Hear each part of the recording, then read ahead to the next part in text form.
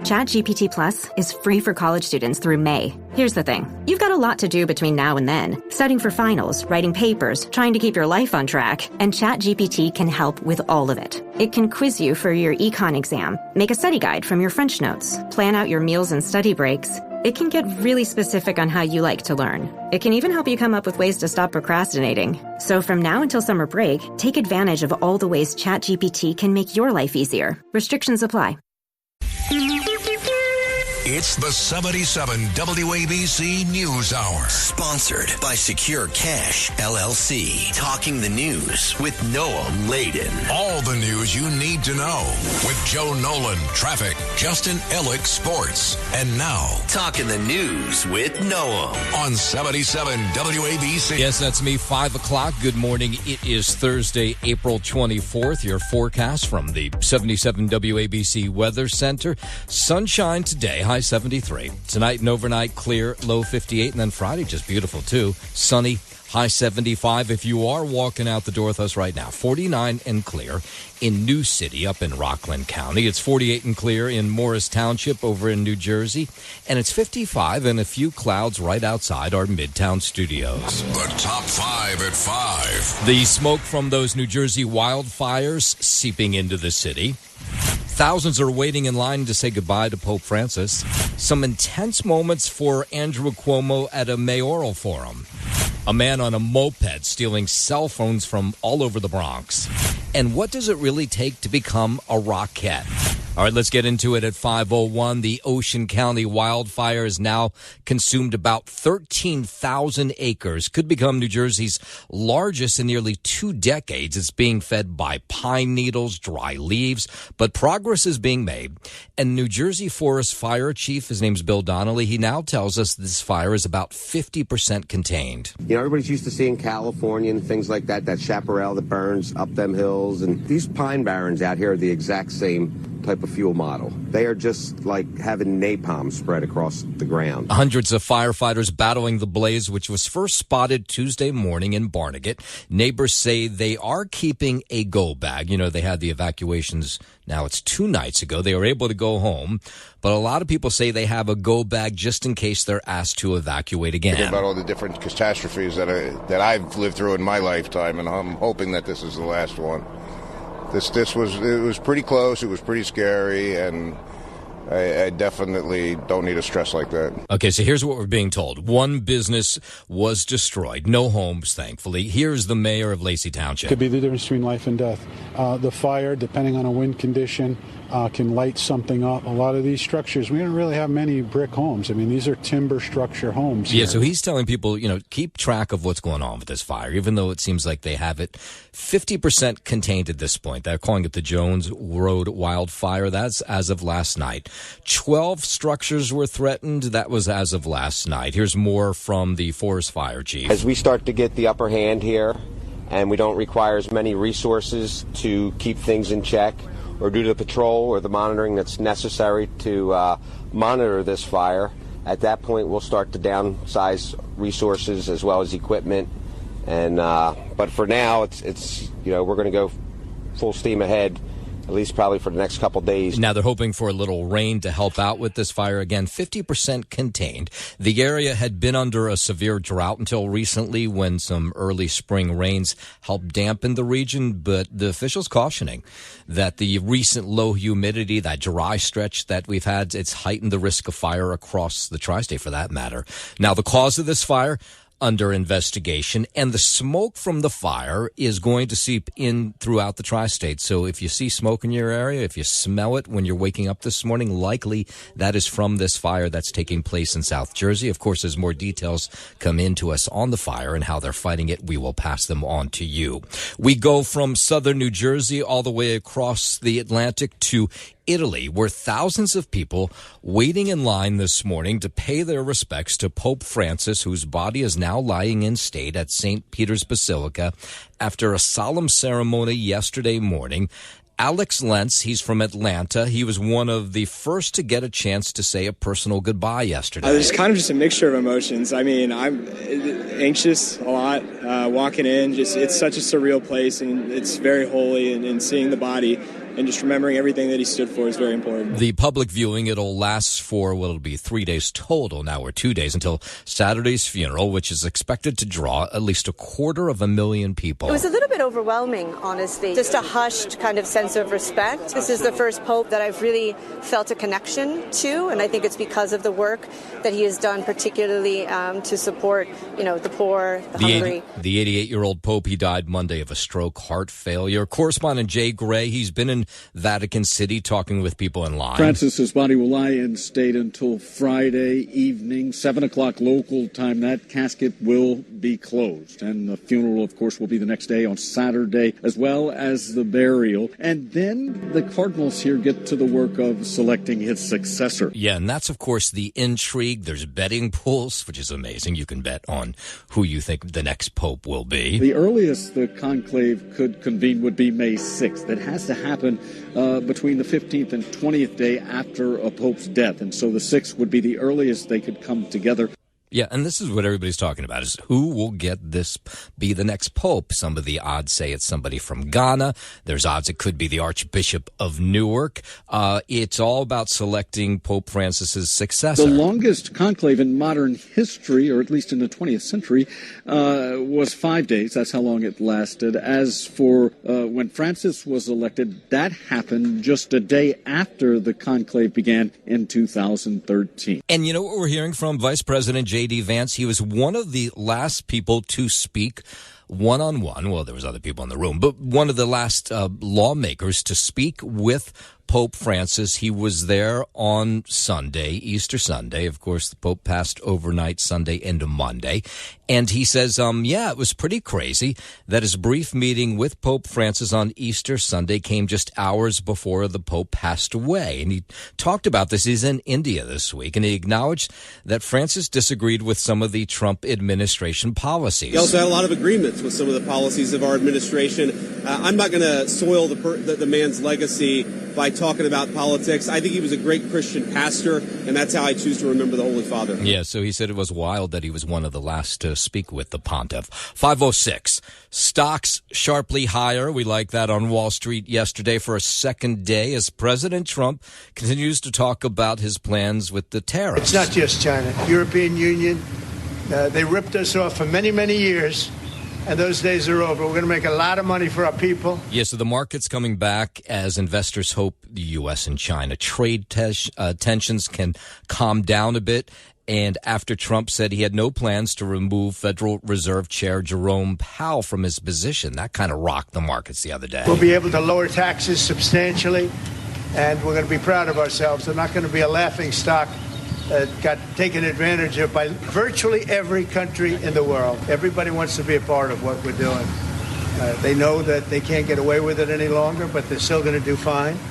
And we're going to have a country that you can be proud of, not a laughing stock all over the world. WABC News Time 509, we were talking about the tariffs. The markets have had a couple good days in the row.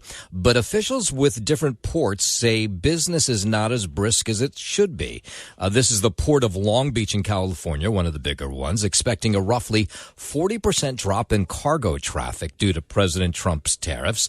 This longtime truck driver says light traffic near the ports is never a good sign. When you see these areas out here that are around the port and traffic is barely moving, then you know the port is operating normally. But traffic moves freely now. What you see is a lot less trucks. And we are hearing from the Port of Long Beach CEO, Mario Cordero, yesterday. He says a 44% decline in vessel calls is expected for the week beginning May 4th. That's compared to the same time last year. 5:10, down to Washington. Elon Musk says he'll be spending a lot less time in that Doge office starting in May. Correspondent Brian Chung reports the Tesla CEO opened his company's earning call this week with an announcement saying he'll be allocating far more of his time to Tesla, which is, you probably know, has had a rough time lately. The company is saying demand for its cars may have been weakened by, quote, changing political sentiment. In recent weeks, there have been dozens of protests nationwide targeting Tesla for its association with Musk. The company's vehicles, dealerships, and charging facilities also targeted by vandals. Tesla stock plummeted more than 40% this year. Musk says he'll spend a day or two per week working on Doge for as long as President Trump would like him to. Musk joined the administration as the head of the newly created Doge, aggressively cutting federal spending as well as the federal workforce, but quickly drawing criticism for dismantling government services. Musk saying he'll still help out Doge part-time, even as he reprioritizes Tesla, including Elon Musk's Tesla, which said in its earnings report the tariffs adversely impacted supply chain. Tesla saying its net income dropped 71% compared to last year, as Musk says he's turning his attention back after 3 months of leading the Department of Government Efficiency. 5:11. President Trump says Ukrainian President Zelensky is making it hard to settle the war with Russia. In a post on Truth Social, Trump said Zelensky, saying in the Wall Street Journal that Ukraine won't recognize Russian occupation of Crimea is harmful to peace negotiations. The president questioned why Ukraine didn't fight for the region 11 years ago when Russia took control with no shots fired. I'm Lisa Taylor. 5:11. Let's head over to the Defense Department. Secretary of Defense wants to bring back over 8,700 service members after they were removed for not taking what he calls the experimental COVID-19 vaccine. We sent letters out. We're seeking them out. We want them back. Pete Hegseth, speaking at the U.S. Army War College in Pennsylvania yesterday, says the military's working on reinstating what he calls the warriors of conscience who refuse to take the vaccine. We are welcoming actively back those warriors of conscience. More than 8,700 service members were involuntarily separated for not taking an experimental COVID-19 vaccine. We're also welcoming back former service members who were wrongly forced to leave the military. But Pete Hegseth continues to get a lot of heat for that Signal app chat that he included his wife in. But he's getting support from different corners, including, no surprise here, the Vice President of the United States. Obviously, when I saw him, I didn't know that he had less than 24 hours still on this earth. Oh, I think that's it was not about it. This is probably it. I think he's doing a great job. I think that he's brought a certain spirit back to the Department of Defense. And if you look at our military recruitment numbers, that's, in my view, the best testament to his leadership of the military. But it continues to be these stories about the defense secretary. The most recent one is that he ordered modifications to a room next to the Pentagon press briefing room to retrofit it with a makeup studio that can be used to prepare for television appearances. This is according to CBS News. And the price tag apparently for this project was something like $40,000 or $50,000. Now they say it's several $1,000s. Of course, Pete Hegseth was a member of Fox and Friends Weekend before he was the defense secretary. And not unusual, by the way, for these people, heads of department, to have makeup done on them before they do TV appearances. But it might be more unusual to have a dressing room next to you in the Pentagon. So anyway, no, we have not heard any word from him about that. 5:14. While we're down in Washington, Illinois Senator Dick Durbin says he's retiring from Congress. The Democrat announcing it yesterday. He says, nope, not going to seek re-election. The decision of whether to run for re-election has not been easy. I truly love the job of being United States Senator. But in my heart, I know it's time to pass the torch. So Durbin currently serves as the Senate Minority Whip and is the ranking member of the Judiciary Committee. He was elected in 1996. And at this point, he's actually one of the more senior members of the Senate. I'm announcing today that I will not be seeking re-election at the end of my term. The people of Illinois have honored me with this responsibility longer than anyone elected to the Senate in our state's history. Right now, the challenges facing our country are historic and unprecedented. The threats to our democracy and way of life are very real. And I can assure you, I'll do everything in my power to fight for Illinois and the future of our country every day of my remaining time in the Senate. All right. So he'll give up that seat, the longtime seat he has held for in Illinois. All right, 5:15. Let's head over to the 77 WABC Sports Desk. Good morning, Justin Ella. Good morning to you. Noel Maladen will start here on the diamond in Queens. Juan Soto threw out Nick Castellanos at the plate to prevent the go-ahead run in the 8th inning. Starling Marte capped the 2-run 10th with a walk-off single, and the Mets beat the Phillies 4-3 to complete a 3-game sweep that extended their winning streak to 7. They went 7-0 on their second longest unbeaten homestand behind a 10-0 run against the Phillies, Braves, and Marlins in April of 2015. They're 12-1 at Citi Field and have opened a 5-game lead over their NL East rival Phillies. Brett Beatty hit a 2-run homer into the right field second deck in the second off Zach Wheeler, his first home run since last May 25th. Up next for the Mets, an off day today before they head to Washington for the weekend. In Cleveland, Carlos Rodon pitched 7 strong innings. Paul Goldschmidt drove in 2 runs, and Aaron Judge raised his major league leading average to .415 as the Yankees beat the Guardians 5-1 to avoid a series sweep. Rodon allowed just 4 hits, struck out 5 straight in one stretch, and kept the Guardians off balance. Fernando Cruz and Luke Weaver pitched an inning each to complete the 5-hitter. New York hasn't been swept in a series of at least 3 games in Cleveland since 1970. Judge has reached base in 21 straight games. The superstar entered the game leading the majors in batting average, hits, and on-base percentage. The Yankees did miss several chances to blow the game open, though. They stranded 13 runners and struck out 14 times as a team. Up next for the Yanks, they'll welcome in the Toronto Blue Jays for the weekend following an off day today.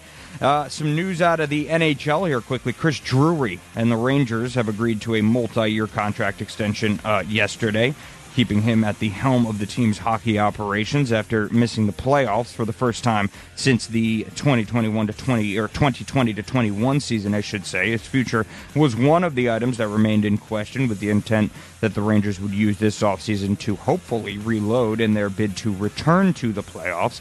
The team also is facing a third coaching search in 4 seasons after firing Peter Laviolette following his 2 seasons. To the NBA tonight, we're looking ahead to a 7 p.m. tip. The Knicks will be in Detroit as the series moves there. The Eastern Conference first-round action between the Knicks and Pistons. The series tied 1-1. Game 3 tonight from Detroit, 7 p.m. And the 2025 NFL Draft tonight will be held in Green Bay, Wisconsin. Round 1 beginning at 8 p.m.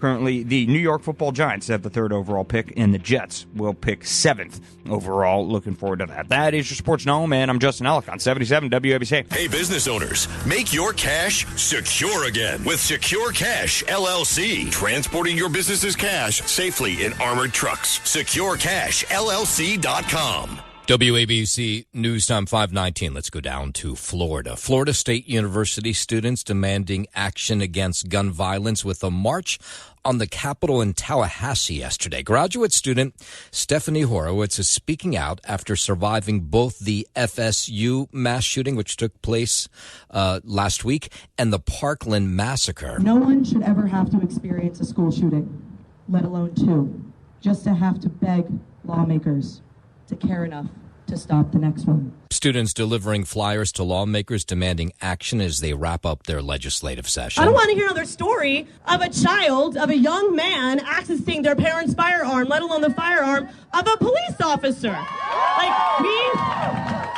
This is not normal. The march comes a week after a gunman killed 2, injured 6 others at Florida State University. We deserve leaders who are going to address our nation's gun violence with the urgency and the resources that it demands. Our kids are counting on us, and we're not going anywhere. We're going from Florida to Texas, where there are so many measles cases now that doctors are changing the recommendations for the vaccine so that younger kids can get protected. For the last 2 weeks, we've seen outbreaks where people are coming down with measles and we don't know where they got it from. Dr. Catherine Wells with the Lubbock Public Health says they're now recommending that kids as young as 6-month-olds who live near this current outbreak get that MMR vaccine. There are now more than 600 measles cases statewide in Texas, but most of them are in this Lubbock area, connected to the Mennonite community, which normally does not give the vaccine to their kids. We've also seen an outbreak in one of our daycare facilities. Young babies of working parents are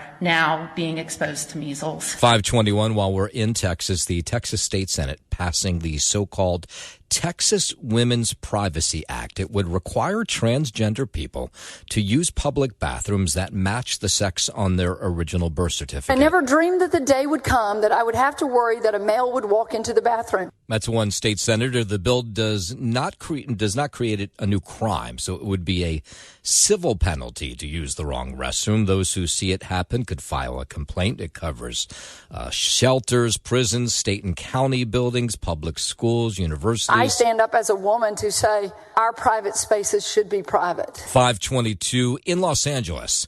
It is now named the smoggiest city again. You remember for years it always was the smoggiest city, but then it lost its title because they cleaned things up, but now they're back to being smoggy again. The dubious distinction makes it the 25th time in the 26-year history of the American Lung Association's State of the Air report. It also comes in spite of improvements to air quality. Number of unhealthy ozone days has declined by 40% since the year 2000. California is home to 10 of the smoggiest U.S. cities. The report tracks two main types of air pollution. One, ozone pollution, mainly a factor of tailpipe emissions and heat. The second, particle pollution, driven mainly by drought and wildfires. I'm Jim Roop. 5:22 in Boston. The jurors hearing emotional testimony in the murder retrial of Karen Reed, the victim's mother, Peggy O'Keefe. She took the stand yesterday and recounted seeing her son at the hospital. He's bruised up. His eyes were closed. Reed is accused of hitting her cop boyfriend, John O'Keefe, with her SUV, leaving him for dead after a night of drinking. The first trial, that ended in a hung jury. The victim's mother, again, Peggy O'Keefe, telling jurors she saw Karen Reed at the hospital the morning after the accident. I hear Karen Reed yell, "Peg, is he dead? Is he dead, Peg? Peg, is he dead?" And she said, we went to a party. I left him there. I said, "You just left him there?" Yeah, so we'll hear more of that case again this morning as that trial continues. 5:23. Some remote workers at Google are being told to return to the office or they could be fired. CNBC reports that the company is telling some staffers they need to show up at the office 3 days a week. Some of the employees had previously been approved for remote work. A Google spokesperson says in-person collaboration is an important part of how the company innovates and solves complex problems. I'm Mark Mayfield. All right, today is National Take Our Daughters and Sons to Work Day. Do you remember when it was just Take Our Daughters to Work Day? Well, they added the sons in now. So it's an opportunity, apparently, to show kids how businesses operate. Ed Grachowski is the Chief Marketing Officer with Junior Achievement, and he says it's a great opportunity to expose children to some different occupations and ideas. So if kids come up to me today during Take Your Daughter or Son to Work Today, I would say, well, I don't know what I would say. Actually, I have to think about that. There are all kinds of jobs out there that really have a lot of opportunity around them, and it's important to expose young people to those kinds of jobs early enough so they can start, planning their education around pursuing some things that, again, align with their interests. Okay, so originally founded, and I'm still trying to think of the advice I'd give, and I can't come up with any, but originally founded as National Take Your Daughters to Work Day, the event was expanded to include boys back in 2003. I guess I would tell them to become a journalist. Yeah, I think so. WABC News Time 5:25. Cops all over the country warning about a rise in car thefts where the thieves are using advanced technology. Thieves are now using devices that are easily bought on places like Amazon to break into vehicles with keyless ignition systems. Here's head of police in San Jose, California, where this has become an issue. We notice that the vehicles are being stolen, but they're not being stolen just for joyriding. That they're being stolen for other serious crimes, such as burglaries, robberies, and more violent crimes. Right. So it used to be you could just push the button on your fob there, and you hear the alarm go set, and you'd just walk away. But now they're suggesting you you install some sort of extra security alarm, an ignition kill switch, and a GPS tracker. Also securing the steering wheel with a lock. They say that's not a bad idea. What did they used to call that thing? The club? Yeah, it was the club. Remember everybody had the club? Well, now apparently you need to go back and get the club. Fun. 5:26. YouTube is celebrating its 20th anniversary. The video streaming platform uploaded its first video on April 23, 2005. It features YouTube co-founder Javed Karim talking about elephants with a video titled Me at the Zoo. Since then, the company says over 20 trillion videos have been uploaded to the platform, with 20 million videos uploaded daily. I'm Matt Mattinson. It's hard to even remember a time where there wasn't YouTube. It looks like chimpanzees enjoy a happy hour just like the rest of us do. Wasting away again in Margaritaville. New video recorded by scientists in West Africa shows wild chimps eating fermented breadfruit together. It's the first time the shared behavior has been caught on film. Researchers suggest using the alcohol for social bonding could explain why humans evolved the ability to metabolize alcohol. The findings were published Monday in the journal Current Biology. I'm Michael Kastner. Yeah, that's kind of cool.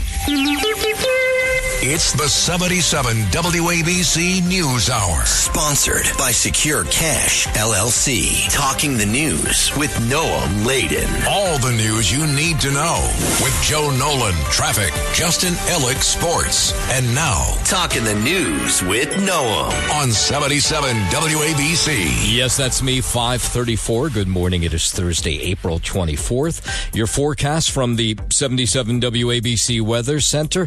Sunshine today, another beauty, high 73. Tonight and overnight clear, low 58, and then Friday we'll do it all over again. Mostly sunny, a little warmer, high 75. If you're walking out the door with us right now, it is 49 and clear in New City up in Rockland County. It's 48 and clear in Morris Township over in New Jersey, and it's 55 and clear right outside our Midtown studios. We'll start this half hour over in Brooklyn. There was a mayoral forum last night, a number of the Democrats showing up, including former Governor Andrew Cuomo, who faced a mob that took the stage, these angry protesters ambushing the stage, chanting, "Cuomo lies, people dies." Now, he was answering a question about public safety at the what it was called the Black Agenda's Democratic Mayoral Forum. This was at Medgar Evers College in Brooklyn, when this horde of demonstrators funneled into the auditorium and they stormed the stage. Now, I think I got all the F-bombs out of this thing. I spent like 10 minutes on this dopey little story, but here's what it sounded like. It was pretty chaotic.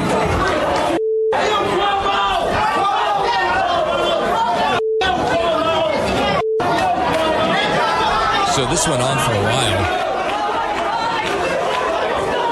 while. So the stunt elicited audible groans from the audience who were there for a forum. One of the guys who jumped on the stage, who was dropping the F-bombs, that thankfully I think I bleeped all out, was in a Joker costume, which is sort of odd. The governor said, he was not fazed by this. So what I thought was really interesting was this crowd jumped onto the stage. Now, police jumped in pretty quickly, but the former governor did not move from his seat, did not get up. It reminded me, do you remember when a reporter threw a shoe at George W. Bush? Was it in Iran, Iraq? It must have been in Iraq. And he ducked and then he just went on with his press conference. It was kind of like that. He seemed to be not moved or motivated or frightened by this moment. And it looked a little frightening. I got to say, watching the video, I mean, this crowd just storms on and you don't really know what's going to happen. Police rush onto the stage, but the governor just sat there, microphone in hand, kind of smiled at them, waited for it to end, and then took another question. WABC News Time 5:39. Nassau County Police revealing the identity of the Gilgo Beach homicide victim known as Jane Doe number 3. She was referred to as Peaches because of a tattoo on her body and her toddler. So the woman was found inside a Rubbermaid container on Hempstead Lake State Park in Lakeview. This was June of 1997. The skeletal remains of her child were found during a series of discoveries off Ocean Parkway in April 2011, and the toddler was linked to her 5 years later through a DNA analysis as part of this renewed Gilgo Beach homicide investigation. So police are not saying yet whether this is all connected to the Gilgo Beach killer, Rex Heuermann, but their identities, the identity of this toddler, this little child, and the mother had remained a mystery for a long time, and they were finally able to piece together. And the story, of course, just tragically sad in so many ways that this toddler, this 2-year-old's dead. Her mother's dead. She was a young woman at the time, 26 years old, an Army veteran, had been living in Brooklyn. But to me, what was even sadder about that, or just as sad maybe, is that it seemed nobody was really looking for the two of them. So police have been working on this case for a while. They never give up. I mean, this is what you got to love about these detectives. They wanted to find out the identities of these bodies so they could let their loved ones know that their loved ones who had been missing had now been found. So police holding this press conference yesterday in Nassau County. This is her daughter, Tatiana Marie Dykes. Knowing the identities of the mom and the little baby is just a first step to help us get to solving these murders. As a result of this technology, the interviews, the further DNA testing and analysis, we can now provide the names to both victims. Yeah, so it's Tanya Denise Jackson, her 2-year-old daughter identified as Tatiana Marie Dykes. Her father, the girl's father, apparently had been cooperative in the investigation when they were able to sort of piece together this whole story. There had to have been the reward, $25,000, that would lead to an arrest in these deaths. Investigators asking anyone who served in the military who knew her to come forward. So apparently she had not been in good communication, Tanya Denise Jackson, with her family for a number of years. And that's part of the reason I guess they had a hard time piecing this whole case together. Every little thing we can find out about her leading up to her death will help us to solve this horrific crime. We never gave up on striving for justice for either Tanya or Tatiana, and we will not. Yeah, good for them for that. And they don't know who took them down. They're not sure whether their death is linked to the other Gilgo Beach victims. They'll have to do more, I guess, testing, put the pieces together to see if that is the case. 542. From Long Island, we go to another terribly sad story. This one up in Harlem, 113th Street and Lenox Avenue. On Tuesday night, about 10 p.m., bullets started to fly in this neighborhood, and a 61-year-old grandmother who lived there raced out of the deli that she was in to make sure that her grandchild was okay when she heard the gunfire. And when Exena Met rushed out of this area to see her grandson was safe, she was hit in the head by a bullet and killed. This is one of these people who is well known in her community. People knew her as Auntie. At one point, she had owned a bodega in the neighborhood, and people just distraught. As a community, we stand here because we are sick and tired of being sick and tired, and enough is enough. Because the woman that you took out is precious to the Savior. Powerhouse. She's precious. She is a queen of God. Meddy was a local business owner, beloved fixture in the neighborhood, was known for feeding the hungry, helping anyone in need. Mayor Adams visited the shooting scene yesterday. This is a horrific incident that took the life of a grandmother. Innocent New Yorkers should not be the victims of violence. Yeah, so a scooter and a handgun were found about a block away from the shooting scene. They still don't know who shot and killed this grandmother. Now, they weren't aiming for her. She's just in the wrong place at the wrong time. They took a soul who was very loving, supported the community, who was there. I am upset that a senior citizen lost their life. This was a known senior in this community that done great things in the community. Cops spent the day yesterday looking through surveillance camera video, hoping that they can piece together exactly who carried out this crime. And while we're talking crime, let's go up to the Bronx. This one not so great either. A 28-year-old dead, shot in the head in the Bronx yesterday. This is about 5 in the afternoon, Kingsbridge Heights section. Officers found this 28-year-old with a wound to the head on the ground. Neighbors said they heard the crackle of gunfire, saw people scattering, and this is West Kingsbridge Road right near University Avenue. They noticed a man who had collapsed in front of a candy store. They did not realize he had been shot in the head. I asked this person, he said, "Oh, I thought he was sleeping." Come on, didn't you hear the gunshot? A lot of people heard it. A lot of people heard gunshots. I was across the street, I heard 3. So this victim taken to St. Barnabas Hospital in critical condition. He later died from his injuries. Police say there was a second victim as well. This 33-year-old woman shot in the left hip. You notice how when it gets warmer, unfortunately, the bullets start to fly a whole lot more often. She was taken in a private car to the hospital. It's not getting no better. Every corner you go, somebody's getting shot.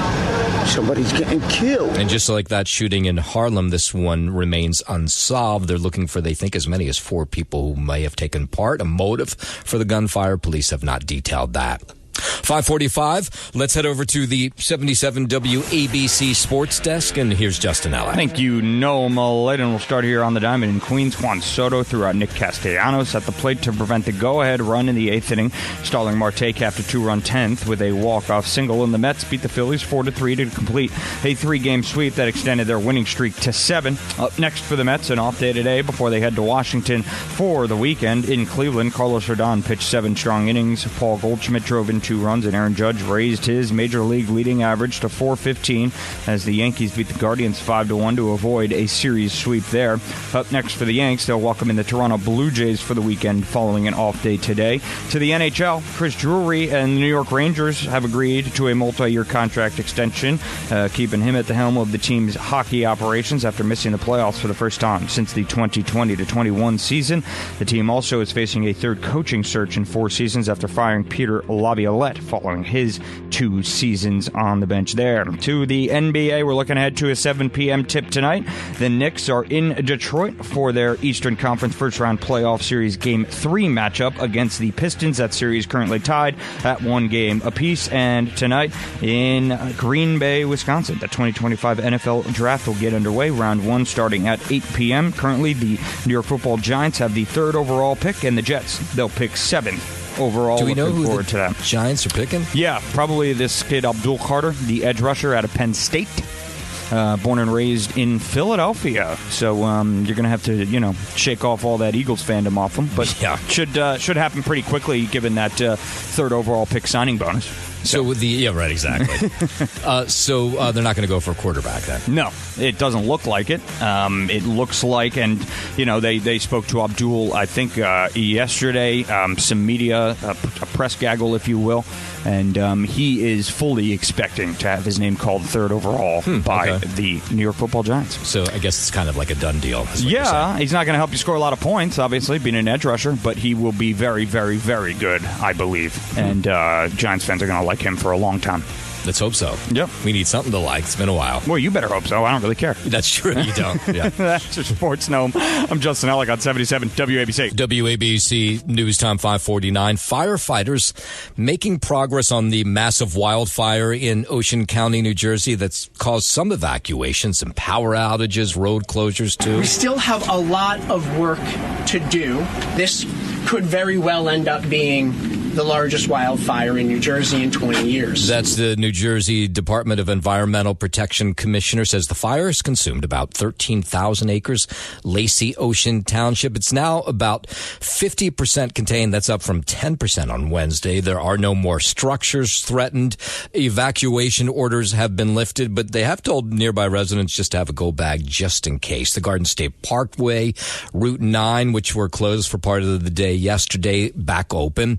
At one point, there was about 3,000 people that were ordered from their homes. Folks' homes and lives have been saved, and we've truly averted a major disaster. Yeah, so that's the good news. That's the acting New Jersey Governor Tahisha Way. So the New York City Office of Emergency Management is warning that the smoke from that fire is going to drift into the city, or did overnight. We may see it this morning. And New Yorkers say, well, here we go again. Because remember, we had the Canadian wildfires. That was intense. I don't think it's going to be that bad. If the warning comes out that it's like, hey, you got to wear the masks again, I'll do it for the sake of everybody, because I think that's the right thing to do. Wait, she's doing it for the sake of everybody. This is not COVID. It's a wildfire. Well, did I understand that right? If the warning comes out that it's like, hey, you got to wear the masks again, I'll do it for the sake of everybody, because I think that's the right thing to do. Yeah, I think she misunderstood why you'd be wearing the mask for the wildfires. Just make sure you walk with water and probably cover your face, especially your children's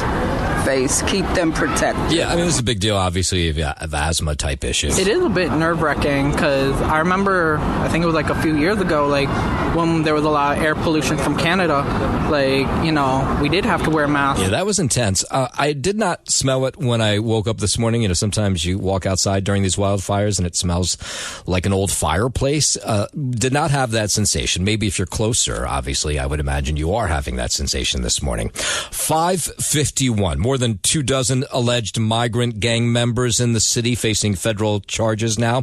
Mayor Adams, Board Czar Tom Homan say 29 people connected to a Venezuelan gang face an array of charges, including racketeering, weapons, sex trafficking. Do the crime, do the time. Gotta go. You're messing it up for the people that are here doing right, Well, he's trying to clean up the city somewhat, So I think that's having some sort of effect on the city. City is a little bit at ease, so I'm okay with it. Yeah, you talk to people, and those are people in Midtown yesterday. They say they like the fact that these migrant gangs are being taken off the streets, and they hope the mayor continues to do so. We claim to be a country based on the Constitution, and in this Constitution, we have the right to due process. And that's pretty much the answer. There are problems with the immigrants, not all of them, so that's, mixed feelings on the whole thing right now. There's like two sides to the story, right? If you're here illegally, maybe you're causing trouble. Maybe you deserve to be deported. But if you are here, for your family, trying to do what's right, trying to start a better life, I think we should be able to help those folks. Yeah, I think that's the distinction for a fair amount of New Yorkers, but a lot of them say, thank God they're getting these gang members, send them packing back home or put them on trial. 5:52 over to New Jersey. 10 New Jersey landlords facing an antitrust lawsuit following an alleged rent-raising scheme. The state attorney general alleges the landlords worked with a software company, RealPage, and agreed to align their prices to avoid competition, which forced tens of thousands of tenants to overpay their rent, which in New Jersey is already sky high. These defendants work together as a rent-setting cartel, conspiring to make themselves richer by preying on the thousands of New Jerseyans just looking for a safe, affordable place to live. That's the state attorney general, Matthew Platkin, who says that this average rents in New Jersey, some of the highest in the nation, with a shortage of about 200,000 affordable rental homes, which makes this story even worse, that these people were charging way more than they had to. And just like any other cartel, RealPage enforces strict adherence to its pricing recommendations to ensure that landlords stay in line. 5:54. A northern New Jersey community considering fining homeless people and possibly putting them in jail. The Summit councilman, Jamal Boyer, says there's a small number of homeless in Summit, which is a wealthy community in New Jersey, who are refusing to accept help and sleeping in public places. So now, this seems a little bizarre. They would hand them tickets. Now, I don't know how a homeless person would pay a ticket if they're homeless. That's probably not the first thing they're going to do. So this is a little controversial. My own 11-year-old daughter, someone pulled a knife on her after asking her for $1. Okay, that's terrible. That shouldn't happen. But fining the homeless is not going to fix the problem. The thought is if you get enough fines, they would put you in jail, which probably wouldn't fix the problem either. When we have a failure of systems, we don't solve that by criminalizing and putting people in jail. These people need psychiatric help. Yeah, I think in the end that's probably is what they need, just a little help. They were going to vote on this 2 nights ago. And they tabled the conversation after a lot of people in town came and said, no, this is stupid, and fining the homeless. A serial cell phone snatcher on the run in the Bronx. Boy, this guy's good. So it's not hard, by the way, to steal someone's cell phone these days, because no doubt you see it just like I do. People walk down the street with their nose in the cell phone. So this guy is like, oh, this is easy. So he rides up on a moped behind someone with the cell phone, their nose in the cell phone, and just grabs it from them and then races away. And he's been incredibly successful. So there's at least 5 or 6 people who've come forward to say they have had their cell phones stolen by this guy. But police think the numbers are way higher than that because most people just don't report the crime. I'm afraid that someone will come and snatch your phone and then it can turn into something else, because to get killed over a cell phone is not worth it. Yeah, well, that's true. You don't want to fight it. Just let them take the cell phone away. But with the new one out, the 16, of course, these people on this guy in a moped is aiming for the priciest and most attractive phones, and he's been quite successful. Be more alert and try to watch your surroundings, because there's always going to be somebody somewhere that isn't thinking right, and unfortunately that's the day and age that we live in. Yeah, so just be careful. This guy's out there. They have not found him. 5:56, more than 1,000 dancers from 45 states, 34 countries, taking their shot at becoming a world-famous Radio City Rockette. So yesterday was the first day of auditions. Danielle Morgan is in her 25th year as a Rockette. She's one of the people who was choosing new Rockettes. The choreographer was there as well yesterday. It's just such an honor to be a part of such a long-standing legacy, and to have been here for so long and to have seen this company evolve and grow throughout the years and the time that I've been here it's really cool. We are going to hopefully and I say this, I'm pretty 100% sure we're going to make it just spectacular. And the Rockettes are going to give their all, as they always do. Now, this is the part of the show where I tell you that I dated a Rockette when I first moved to New York City. And we tell you that just so you're impressed with me. The first day of auditions brought a mix of nerves and excitement as dancers showcased their skills. This is Aguilar Crespo. She's from Bensonhurst. I'm a bit nervous. It will mean the world to me, especially because my father passed last year, so it would mean that I see him through the lights on that stage, and it would be really magical. Yeah, so good luck to her. Thanks for listening to the News Hour with Noam Laden. You can hear the News Hour with Noam Laden weekday mornings at 5 on 77 WABC. If you like the podcast, share it with your friends and listen anytime at WABCRadio.com and download the WABC Radio app. Hit that subscribe button on all major podcast platforms. Plus, follow WABC on social on Instagram, TikTok, Facebook, and X. See you next time for a new episode so you never have to wonder, what the heck is going on here? Plan on flying? It's time to upgrade to a Real ID. Because in order to board domestic flights, your driver's license or state-issued ID must be a Real ID, or you'll need another acceptable form of identification. So don't wait. Find out how to get your Real ID at tsa.gov/Real ID. That's tsa.gov/Real ID. Or visit your local DMV. And then you'll be cleared for takeoff.